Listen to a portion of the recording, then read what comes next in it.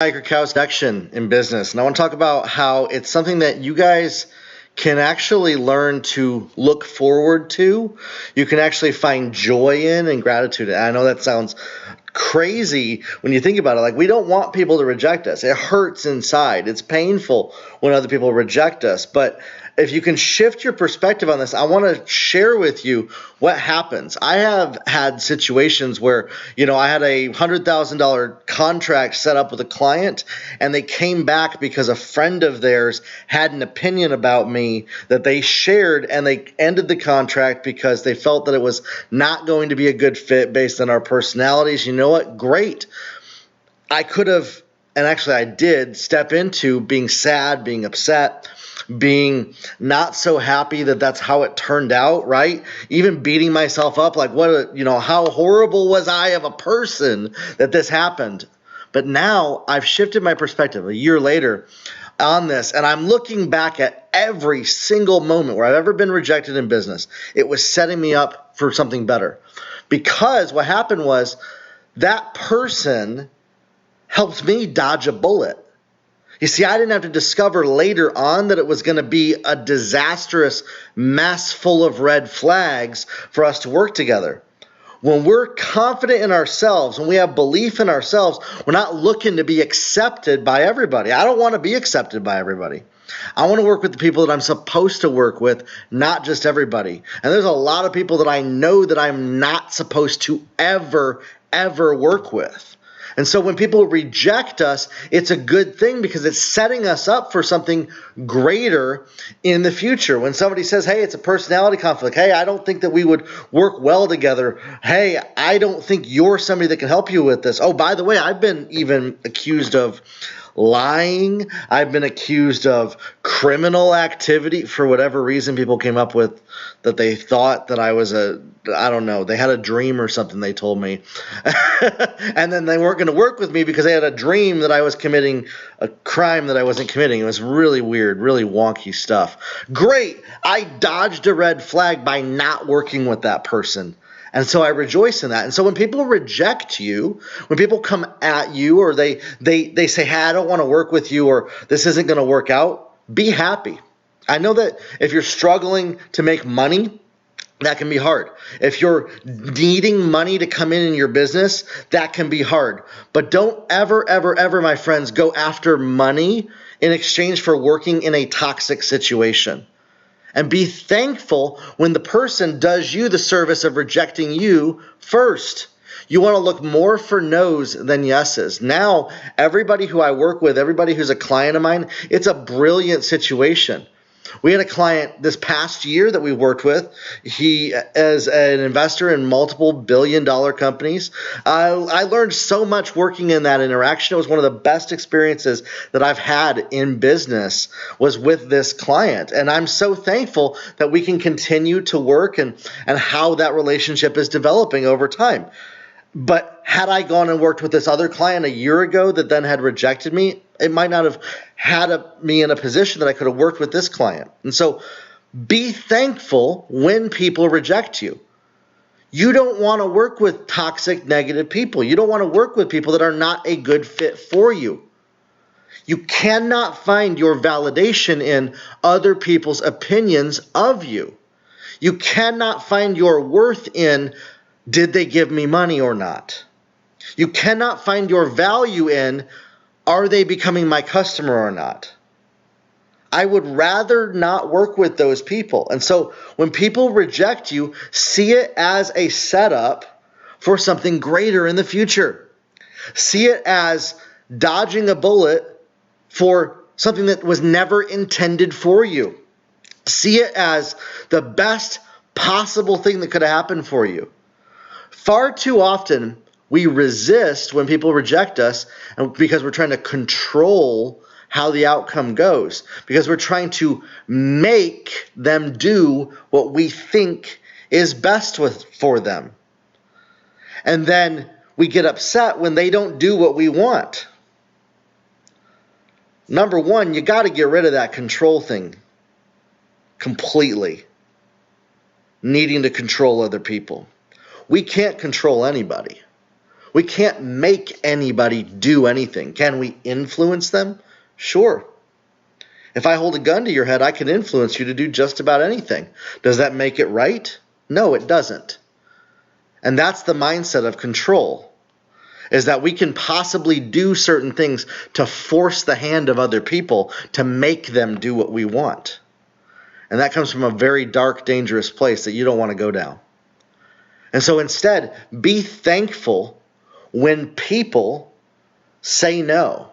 Be thankful when people reject you. Be thankful when people say, hey, I'm not ready to work with you right now. Be thankful when people say, hey, that's not a good fit for me. Your goal and your mission is to learn as much about your target customer as possible, to learn as much about the person who is the right fit for you as possible, so that you use the language that they use back to them, and then you start to attract those customers. Are you bringing in 20, 30, 40 new customers every single day in your business? Why or why not? Answer that question. The businesses that we help grow, that's how many customers they bring in on a daily basis. And so you got to have structure, you got to have infrastructure, you got to be ready to handle that amount of volume. And you have to believe in your product enough to know that, yeah, it can serve and benefit thousands of people. Do you believe in what you do that much? Do you believe in what you do that much to realize that maybe this little tiny one-time rejection was setting you up for something greater in the future? You got to get this through your head, my friends. You have to stop looking at your situation and saying that it sucks. You have to stop looking at your situation and believing that it's bad for you.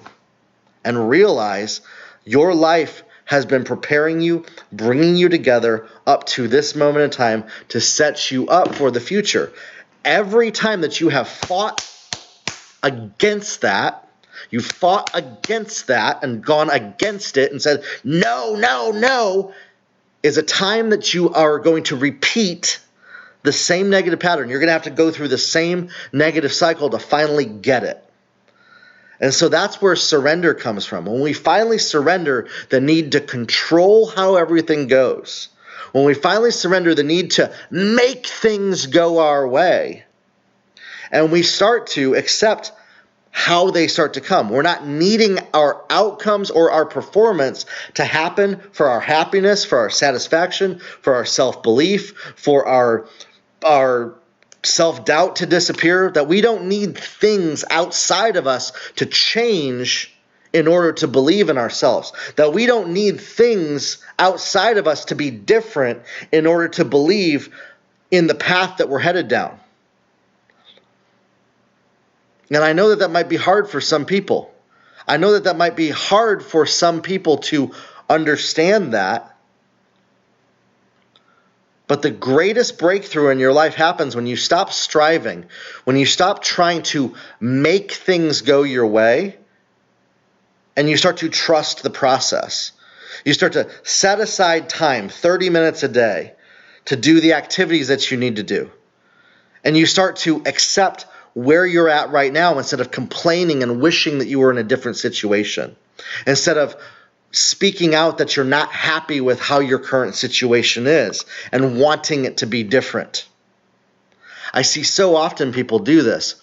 They start declaring and speaking against their current situation when it's the number one thing that's setting themselves up for success. And until they accept that, until they realize that that present situation, and they flip their complaining and whining about what's not going their way into rejoicing and thankfulness and gratitude, as soon as they flip that into gratitude, it opens the door for opportunity for them. And they've been blocking that flow. They've been blocking that door through their complaining, through their whining, through their animosity, through their not being happy with where they're at right now. See this way too often with people? It was happening in my life. And so, are you ready to step into the next season of your life? Are you ready to step into what God has for you? Are you ready to go after the dreams that God's put in your life? Or are you wanting to just keep going around the same mountain, keep going around the same cycle. You're the only one that can change this, by the way. You're the only one that can decide, am I going to keep going around this same mountain again and again through my complaining, through my whining, through my upsetness about what's not going my way? Or am I going to step into gratitude? Am I going to step into surrender? Am I going to step into realizing that maybe what didn't go my way was setting me up for a much better way in the future? And then when you do that, okay, my friends, you can't just sit around. You have to take action. And you have to take reckless, careless action. See, that's what faith is. It's reckless. It steps out. Reckless action in faith is wisdom. And a lot of people justify their fears and say that they're being wise by sitting around, doing nothing, waiting for their situation to change, when actually they're just paralyzed by fear. They're just paralyzed by worry. They're just paralyzed by what's going on in their life. They're paralyzed by the opinions of other people. They're paralyzed by what could possibly happen. They're paralyzed by a situation that has never happened yet, but could possibly happen, and they won't move forward until they know that that thing is gone. My friends, you have to take steps of faith. You have to move forward in risky fashion, and it's going to look reckless. It's going to look careless, but it's the best possible thing that's going to move you towards your destiny. Are you here to sit around and wait until everything is perfect before you finally move forward? That might have been your MO up to this moment in time. Maybe that's how you've lived your whole life up to now, is that you've waited until things are how you want them before you move forward. That's not going to work anymore for the next season, my friends. That's not going to work anymore for you to step into the place that God's calling you to. That's not going to work anymore. That pattern, the old pattern and the old season that's gotten you here, is no longer going to work. It's time for you to step out in faith, and it's time for you to move forward instead of sitting around hoping and waiting for your situation to change one day. You'll be sitting around for years doing that. I see people all the time on my social media.